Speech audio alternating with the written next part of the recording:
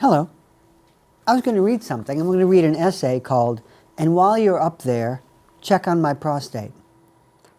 The summer after I turned 16, I took driver's ed from a coach at my high school and quickly realized that this was not for me. Turning invoked a great deal of anxiety, as did staying in my lane, and parking, that was the worst. I suppose I could have tried harder to overcome my fear and discomfort, but I didn't. And as a result, I have never gotten a ticket, made a car payment, or called anyone a fucking piece of shit asshole through an open or closed driver's side window. It's not that I never get angry, just that I never get angry the way people behind a wheel do. My fury isn't poetry, just greeting card prose. Go to hell, you.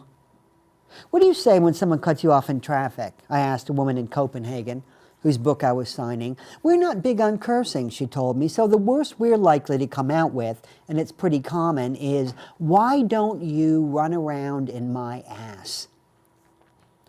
I'd asked the same question a few years earlier in Amsterdam and learned that in the Netherlands you're more apt to bring a disease into it. Like if someone drives in a crazy way, it is normal to call them a cholera sufferer, a Dutch woman told me. Either that or a cancer whore. I had never thought of stitching those two particular words together. A cancer whore, I asked. She nodded. I'm pretty sure it comes from The Hague. The following day, I checked out her story with a woman named Else, who said, "Oh, sure, cancer whore. Hear it all the time.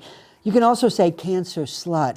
She added that the words are pretty much the same in Dutch as they are in English. We say slet, she said, kanker slet. So would you ever call someone, a diabetes slut, I asked? She looked at me as if I were missing out on something so fundamental. It was a wonder I could dress myself in the morning. Of course not, she said. The disease has to be terminal. So like AIDS whore? Again, she seemed exasperated. AIDS? Never. Those poor people. That's not funny. If you want to be creative, you say something like dirty typhus mongoloid, which you hear a lot lately. She paused. Is that the right word, mongoloid? We would say person with Down syndrome, I told her, but I guess that when joined with the words dirty and typhus, it would be too long, especially when you're passing someone on the highway. They're strange, the Dutch. After talking to Else, I met a man who frequently calls his 18-month-old daughter a little ball sack. Because, it's what you do, he explained. What do you mean it's what you do? I said. It's not what I do or anyone in my family does. I don't even call my ball sack a ball sack. In Vienna, I returned to my original question. What do Austrians yell out their car windows when they get angry? Well, a young woman told me, sometimes we will say, "Why don't you find a spot on my ass that you would like to lick and lick it?" You give them a choice of where to lick your ass, I asked. That doesn't sound like much of a threat, given that they could pick a spot on the side or up top where it's basically just your lower back. Later that night, I met a Bulgarian. In my country, you say to someone you hate, "May you build a house from your kidney stones." Well, finally, I thought. This is essentially wishing someone an eternity of gut-wrenching pain, all for taking the parking space you wanted or not turning his blinker on. I've had 3 or 4 kidney stones in my life, each the size of a small piece of gravel you might find at the bottom of an aquarium, and each excruciating. The thought of passing enough of them to build an entire house, even if it was just big enough for a termite to live in, is unfathomable. Those Bulgarians don't fool around, though no one can come close to the Romanians. At a book signing in Boston, I met a woman from Bucharest. My publicist is Romanian, I told her. Not full-blooded, but still she can speak a little. Her favorite saying, taught to her by her grandmother, is, I shit in... Oh, God, what is that? I shit in your mother's mouth, she asked. That's probably what it was. It's a very popular curse.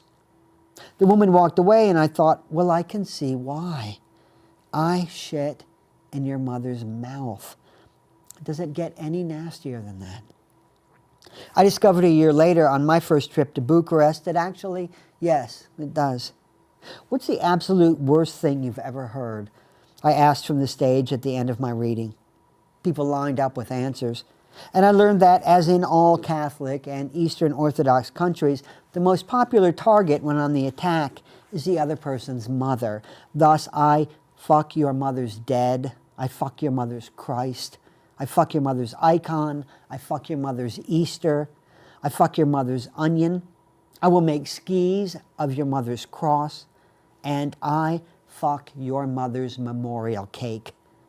This is something you bake when a loved one dies, and there's a lot of cursing centered around it. The absolute worst being, I dragged my balls across your mother's memorial cake from cherry to cherry and to each of the candles. A young woman told me this, and when I repeated it to the fellow who drove me to the airport the following morning and who had previously been chatty, he fell silent. That is total devastation, he eventually said.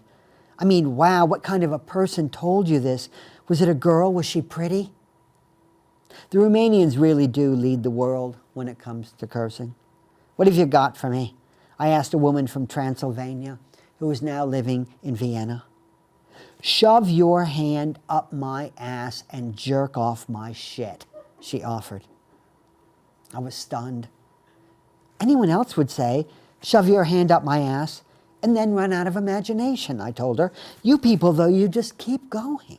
That's what makes you the champions you are.